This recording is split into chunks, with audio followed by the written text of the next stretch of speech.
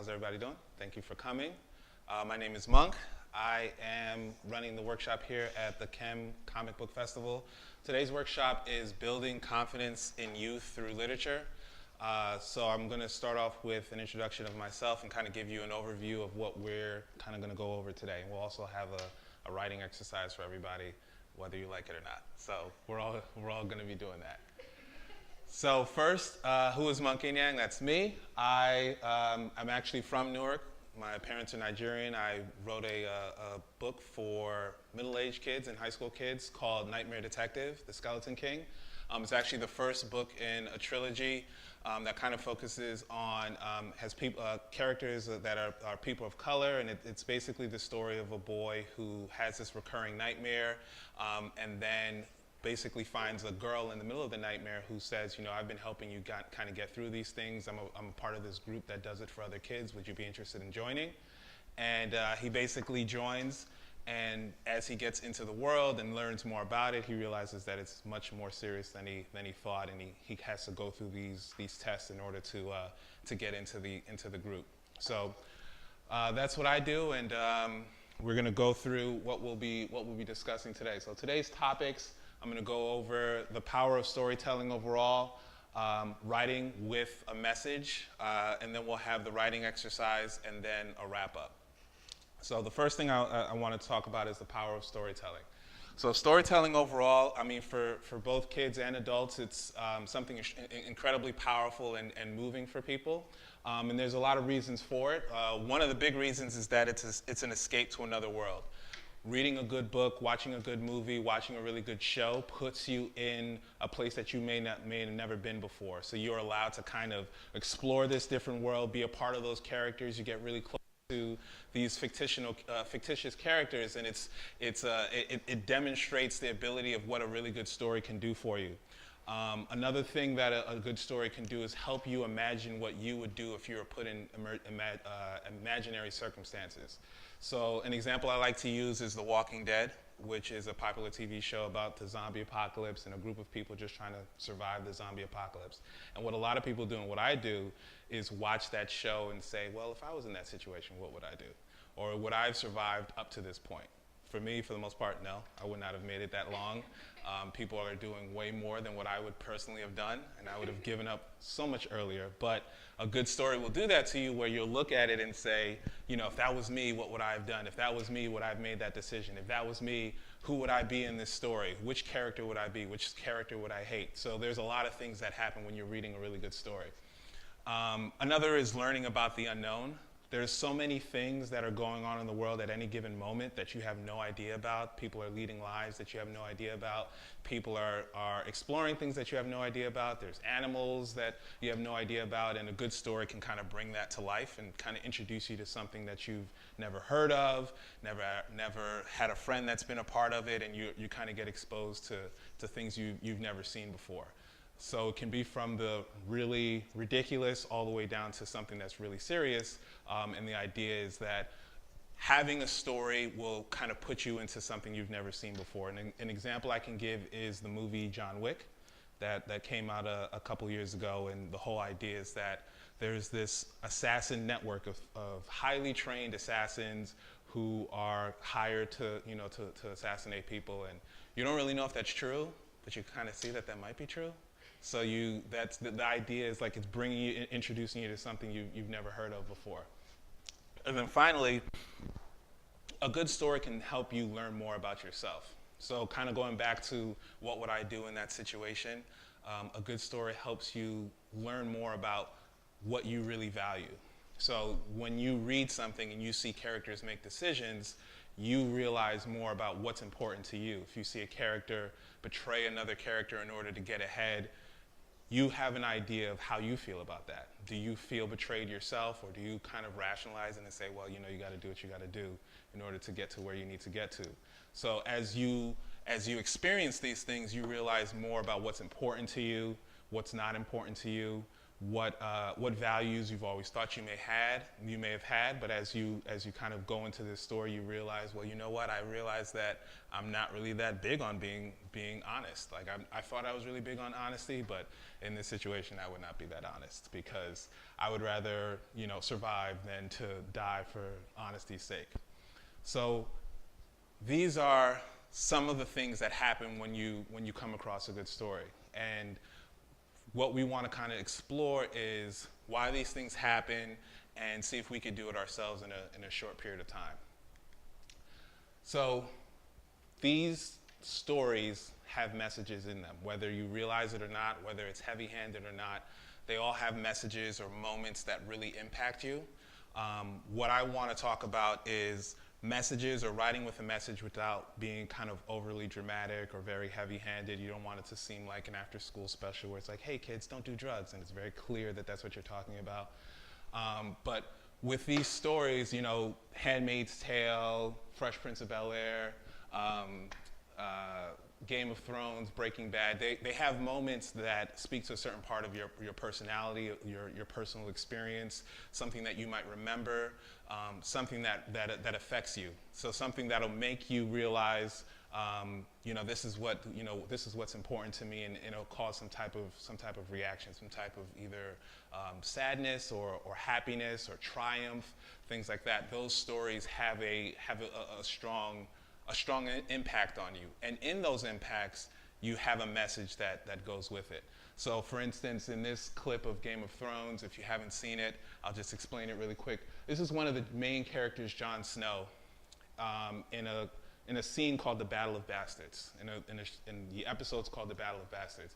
And basically, he's in a situation where one of his brothers has been taken captive, and he is challenging the other army to let him go, and the other person lets him go, but while he's running back to his group, he kills him.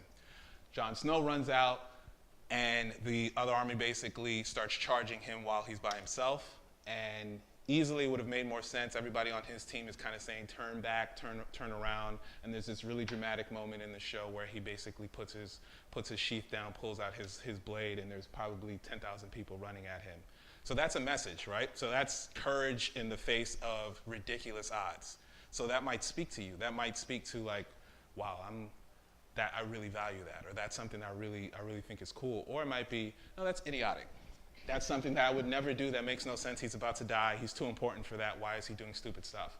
So, but in it, that message that the show writers and the book writer might be showing is, the importance of courage, or the importance of valuing other people above yourself and above what you think is important, sacrificing yourself for the greater good. Here we have another example of The Handmaid's Tale, which is one of the best shows on TV right now. And it's, in that show, there's a lot of themes that are going on at all times. There's the theme of freedom, the theme of, freedom of choice, of oppression, things like that. And in any given episode, you may have those themes kind of pop up in the way characters talk to each other, in the way that the story is told, things that they kind of talk about again and again, or things that they kind of touch on multiple times. So in any pivotal scene, you may see those themes come up, and what we want to kind of get to in our writing, even if it's fictional or if it's serious for work or something like that, you want to be able to kind of convey those messages without being very heavy-handed and showing your hand. So, writing with a message. What would be the process to do it? Now, this is a very simplified version of looking at it, and obviously, as you really kind of get into it, there's more to it. But this is a way to kind of look at writing with a message and how you would do that in your actual writing. So, 6 steps. First step being understand your genre. So a lot of people don't realize you have a genre of literature, of movies that you really enjoy, whether it's thrillers, horror, action, things like that. There's things that you really enjoy, and there's things that you've kind of come to expect when you're watching or reading those things in your genre. So when you're writing for that genre, it's important to really be a student of the game, understand what people come to expect, because if you don't deliver on that, people will kind of come away from whatever you're doing and say, I didn't really like it. They may not know why. They may not know, have words as far as to say, I didn't like it because it was missing this particular scene, but they'll just say it didn't really do it for me. So when looking at what you're gonna write, who's your audience, what's the genre that you're writing for? So I'll give you an example. In the superhero or super spy genre that kind of James Bond is in, one of the required scenes is that scene where all hope is lost, but the main character gets through it anyway. And it happens in every single James Bond movie that you see, where he's chained up to something and a laser is kind of going slowly and about to cut him in half, and for some reason, the bad guy explains exactly everything that he's done, why he tricked him, why he's going to die.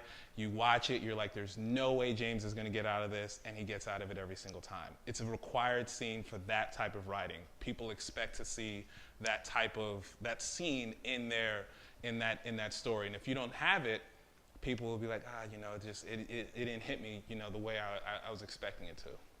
So understanding your genre, understanding your market or the audience that you have is really important in following those steps. Second thing is understand your message. So what is it that you're trying to say? What is the point that you're trying to make? Having an understanding of what you want the reader to come across or to come away with when they're done reading. Having, going through the motions and kind of figuring it out along the way is not really a good way to do it.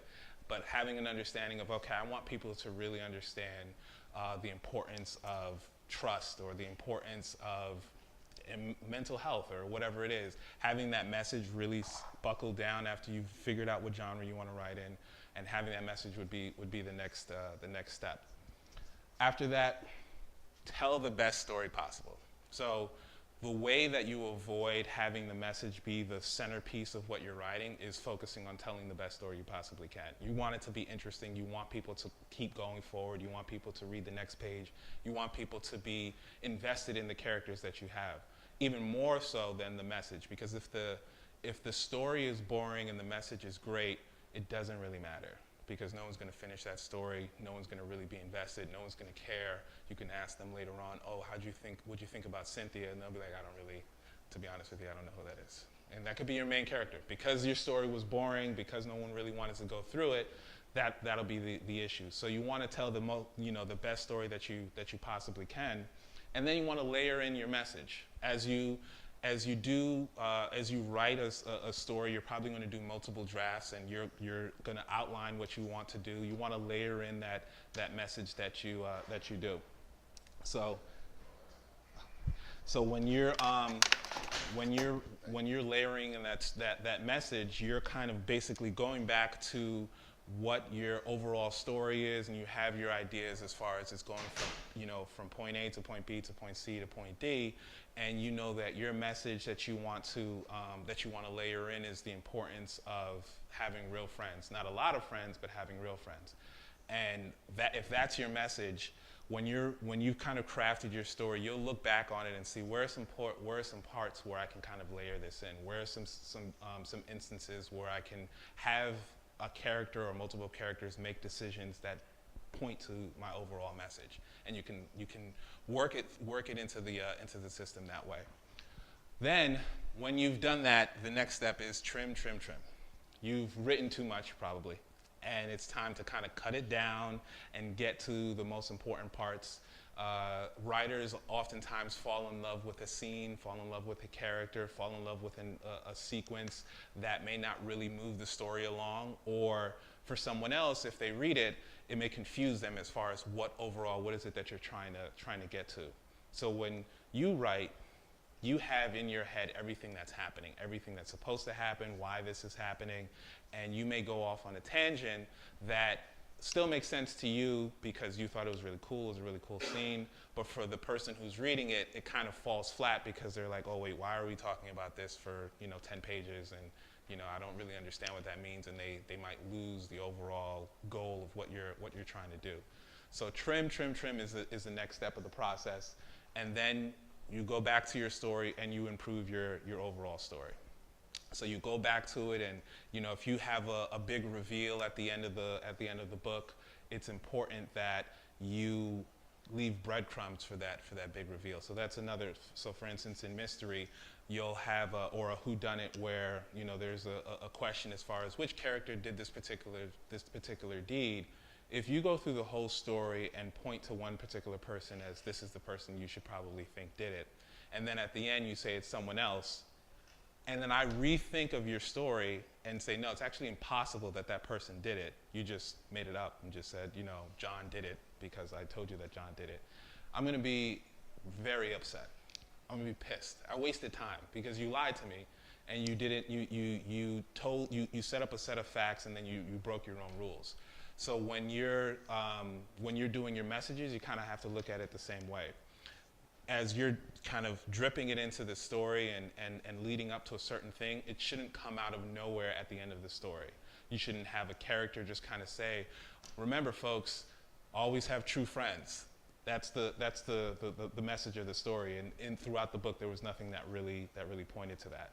So it's the same thing with any type of writing that you're doing. If you're trying to convince someone in a boardroom or on a presentation at work or just having conversations with people and your idea is to get a particular message across, if you didn't do any of that work up front and at the end you say, so you know what I'm really talking about, have really important friends, people are going to be confused like that's not what you were talking about. That's what you're telling me right now. So that's the last piece. So we're going to do a writing exercise. The writing exercise is very short. It's pretty fun. What we're going to do is Christina is going to pass out a piece of paper, one sheet for everybody, and everybody will get one pen. The piece of paper is going to have an image on it and a cliche saying at the bottom of the image. The saying and the image probably have nothing to do with each other, or they might kind of make sense together. But the idea is you can use the image as a starter for your idea, for your story, or you could kind of come up with a story all on your own and not use the image. The thing that has to be used is that cliche at the bottom of your image. That cliche is the message that you will kind of put into whatever story you have. The story is going to be very short. The story has to be less than 7 sentences. Some examples or some tips to have a story that's less than 7 sentences. I don't need backstory. You don't need to explain once upon a time. You don't have to go into any of that. You could literally start in the middle of the action, and that's probably the best way, the best method to do it. Every sentence is kind of important. So it has to be less than 7 sentences. You can use the picture as your story idea or come up with your own story. You got to use the cliche at the bottom as the message of your story. You're going to write on the back of your paper. That's where your story will go, your 7-sentence story. I said you have 5 minutes. I'll probably give you a little bit more if people need some time. But we're going to go ahead and get started. Look at your story, figure out what you want to write, and get started.